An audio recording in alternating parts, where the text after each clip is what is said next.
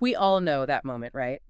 Your dog or cat starts scratching, maybe obsessively, and suddenly you're down the rabbit hole online trying to figure out, what on earth is going on with their skin. It's such a common worry for pet owners. Oh, absolutely. A very common puzzle.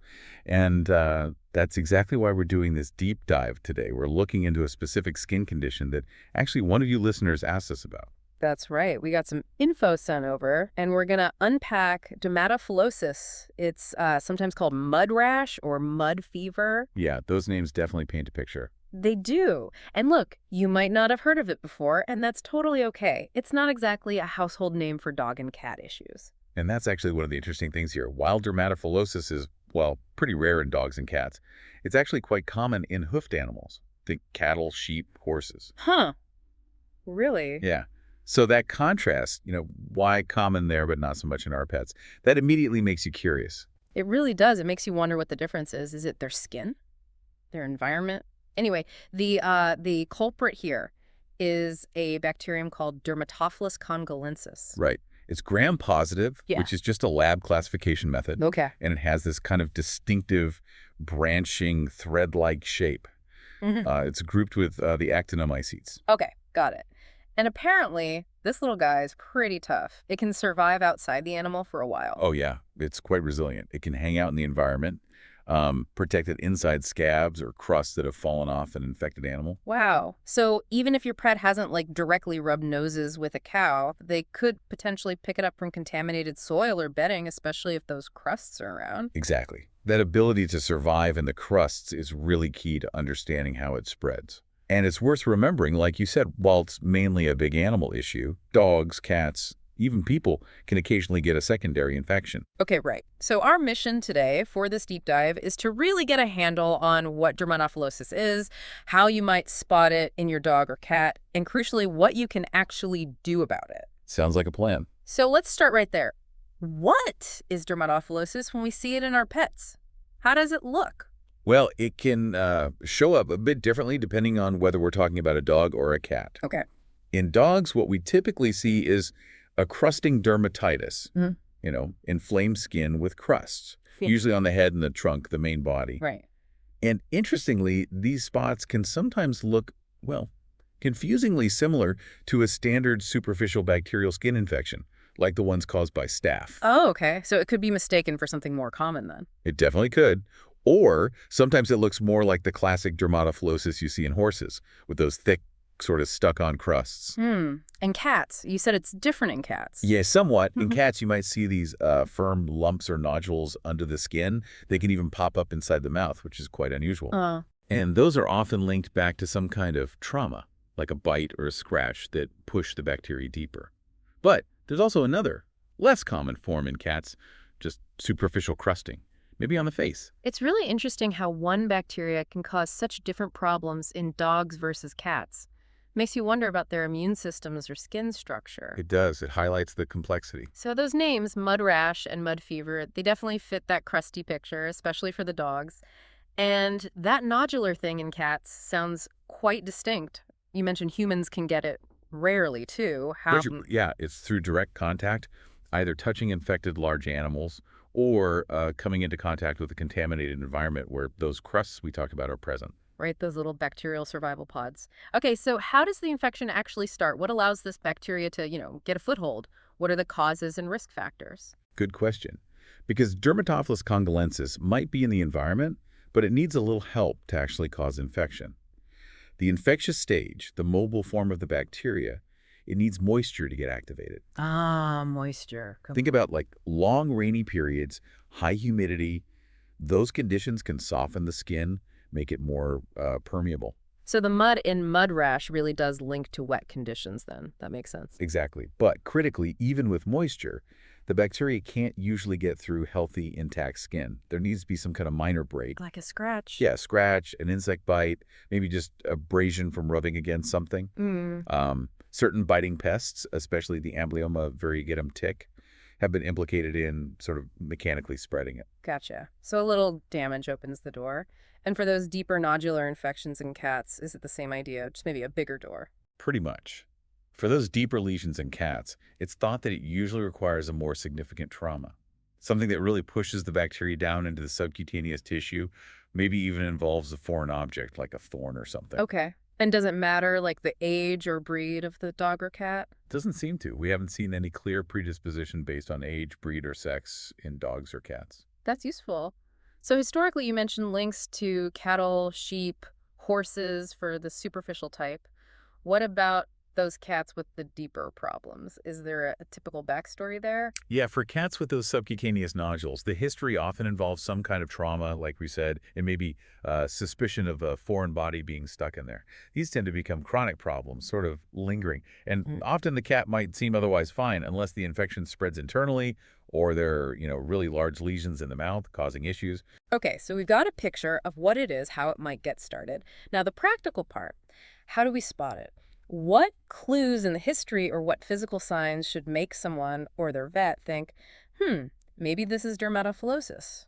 Right. So in dogs, the key thing is usually those lesions. They often start as small bumps, papules, and then they develop crusts. They can be circular or they might merge together. And location. Most often head into a trunk, and like we said, they can look like a regular staph pyoderma, but sometimes they have that more classic horse look, thick, kind of gray-yellow crusts, Hmm. really stuck to the hair. Okay. And if you do manage to peel one off, the skin underneath often looks glistening, maybe a bit eroded or raw. Ouch. Is it itchy? It can be, but the level of itchiness or pruritus seems to vary quite a bit between dogs. Some are very itchy, others not so much. Okay, so crusty spots, maybe different looking crusts, possibly linked to large animal exposure. What about the cats again? The signs there? For cats, it's often about those deeper things, the subcutaneous nodules maybe in the mouth or even internal abscesses. Sometimes these can ulcerate, break open, and form draining tracts, fistulas. Right. Because of how they look, they can resemble infections caused by other similar bacteria, like actinomycosis or nocardiosis. And then, as we mentioned, there's that less common presentation of just superficial, sort of pus-filled crusting, especially reported on the face. Okay. It sounds like it can definitely wear a few different disguises, which must make diagnosis a bit tricky sometimes. So when a vet suspects this, how do they actually figure it out for sure? What other things are they trying to rule out? Exactly. Reeling things out is key because it can mimic other conditions. For dogs, with those crusty lesions, the differential diagnosis list, the list of possibilities would include things like standard staphylococcal folliculitis. The common one. Right. Also, acute moist dermatitis, hot spots, ringworm, which is actually a fungus, dermatophytosis, Mhm. and autoimmune disease called pemphigus foliaceus, and even some keratinization disorders, problems with how the skin makes its outer layer. Wow, that's quite a list for dogs. And for cats, especially with those lumps and bumps. The list for cats is also pretty long and includes other things that cause similar nodular or pyogranulomatous reactions. So again, actinomycosis and nocardiosis, certain mycobacterial infections, fungal infections like sporotrichosis or cryptococcosis, Fungal, okay. reactions to foreign bodies, chronic abscesses from bites or wounds, some unusual bacterial infections too, like L-form bacteria or Rhodococcus equi. And unfortunately, you also have to consider certain types of cancer, particularly squamous cell carcinoma, especially if there are open sores or lesions in the mouth. Okay, so definitely not a simple visual diagnosis a lot of the time. Does routine blood work help at all? Give any clues? Usually not much. In most cases, the standard blood tests and urinalysis come back pretty normal for both dogs and cats with dermatophilosis. Really? Yeah. Although sometimes in cats, especially if the infection is quite severe, you might see a slight increase in a type of white blood cell called neutrophils, but it's not a specific marker. Okay. So blood work isn't the main event here. What are the key tests then? How do they confirm it? For dogs, the real workhorse is cytology, looking at cells from the crusts under the microscope. This is super important to tell dermatophilosis apart from your typical bacterial pyoderma. And what are they looking for specifically? They're looking for the Dermatophilus organism itself. It has this really unique appearance. People call it railroad tracks. Railroad tracks. It forms these branching chains of tiny round bacteria, cocci, often in pairs, that literally look like tiny railroad tracks running through the sample. It's very characteristic. That's a great visual. Railroad tracks. Easy to remember. How did they get the sample to see that? A couple of ways. They can make an impression smear, basically pressing a microscope slide onto the ooze or debris underneath the crust. Or they can collect the crusts, mince them up really finely in a drop of sterile saline or water, let it sit for a bit to soften, Okay. then smear that onto a slide, let it dry, stain it with something like a right Giemsa stain, and then look under high magnification. Makes sense. Histopathology, looking at a tissue biopsy, can also be useful, especially examining the crust and the skin underneath. Right, seeing it in the tissue context. What about for cats? Is cytology as helpful for those deeper lumps? For cats, especially with the nodules, histopathology, taking a biopsy sample of the affected tissue, is generally preferred. Why is that? Well, while you can sometimes find the organism by doing cytology on fluid drawn out of a nodule or from a swab of a draining tract, it's not always as reliable. Seeing the whole tissue structure, the inflammation pattern, the bacteria within that structure on a biopsy gives a more definitive answer. Okay, biopsy is better for the deep stuff in cats. Can you culture it? Grow the bacteria? You can, yes. Culture from a biopsy sample is possible and can confirm it, but you really need to let the lab know you suspect Dermatophilus. It grows relatively slowly, and it can be easily overgrown by other bacteria if they don't use the right techniques or aren't looking specifically for it. Culturing from crusts is even trickier, often needs special growth media. Got it. So cytology usually nails it for the surface stuff in dogs. Biopsy often better for the deeper issues in cats. When the pathologists are looking under the microscope, either at cells or tissue, what are the specific changes they see that say, yes, this is dermatophilosis? In dogs, looking at the tissue, they'll see that crusting, obviously, but also superficial pustular dermatitis inflammation with little pus pockets near the surface. They might see a layered or palisading pattern in the crusts, and crucially, they can visualize the actual Dermatophilus organisms within those crusts. Okay. And in the cat biopsies, those deeper lesions. In cats, the pattern is typically what we call hydrogranulomatous inflammation. That signals a more chronic fight, with different types of immune cells involved trying to wall off the infection. You often see areas of dead tissue, necrosis in the center, and those draining tracts, the fistulas we mentioned. The bacteria. The organisms themselves are usually found near that necrotic center. Using a special stain called a Gram stain really helps them pop out visually. Right. Okay, so let's say the diagnosis is confirmed. Railroad track seen, biopsy confirms it. What's the plan? How do we treat dermatophilosis? What works? For dogs, especially with that superficial crusting form, a lot of it comes down to good topical therapy initially. Like shampoos. Exactly. Antibacterial shampoos are key. Things containing benzoyl peroxide, ethyl lactate, chlorhexidine, maybe selenium disulfide. These help reduce the bacteria on the skin surface and, importantly, soften the crusts. Ah, so you can remove them more easily. Yes, and gently removing those softened crusts is important.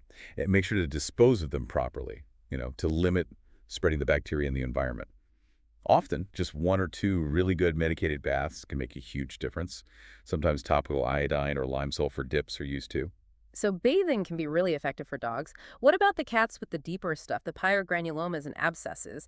Is shampoo enough there? Usually not. For those deeper lesions in cats, treatment often needs to be more aggressive.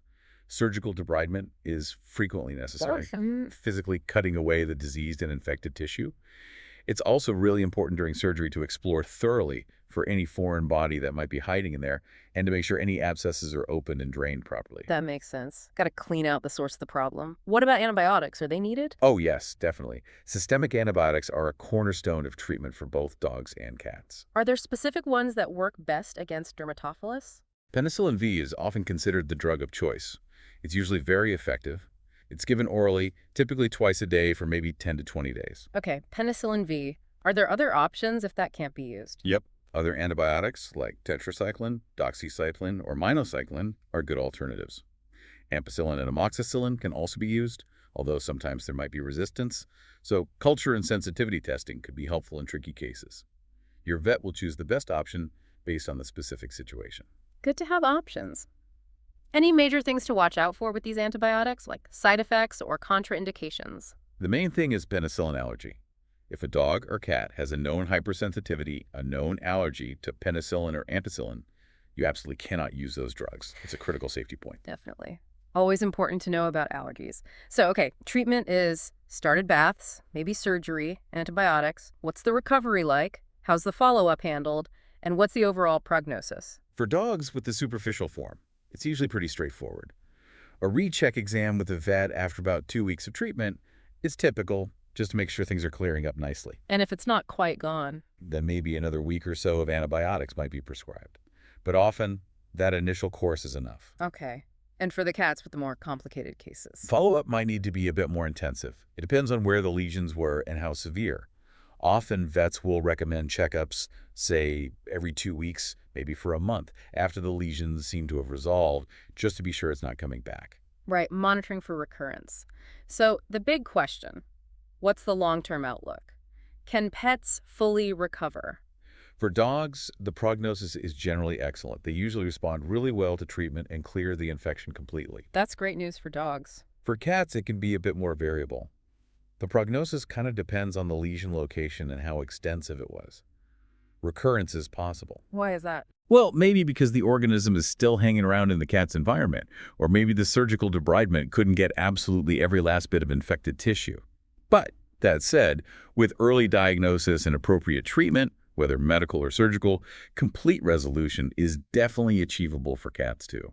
Okay, so maybe a bit more guarded for cats sometimes, but still often a good outcome possible with the right approach. That's encouraging. It is. Prompt action makes a big difference. So as we wrap up this deep dive on dermatophilosis, what are the absolute key things you want our listeners to take away? I think the main points are: dermatophilosis, though not super common in pets, is out there. It's caused by that specific bacterium, Dermatophilis congolensis. Remember the signs: crusts in dogs, often nodules in cats, but it can vary. And getting the diagnosis right is crucial. Absolutely. Cytology with those railroad tracks for dogs, often histopathology for cats. That confirmation is key before starting specific treatment. Which involves Often a combo. Medicated shampoos, especially for dogs. Antibiotics are usually essential for both. And for those deeper cat lesions, surgery is often part of the plan.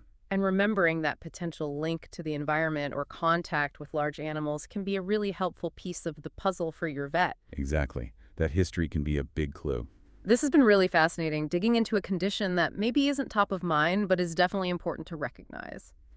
So, as we finish up, maybe a little something for you, our listener, to ponder. We talked about how this bacterium, Dermatophilus, can survive in the environment in those crusts. So thinking about that, if you live in an area maybe near farms or where your pets might encounter livestock or environments where livestock have been, what sort of simple, practical things might you consider just to maybe minimize that potential risk? Just something to think about regarding the connection between our pet's health and the world right outside our door.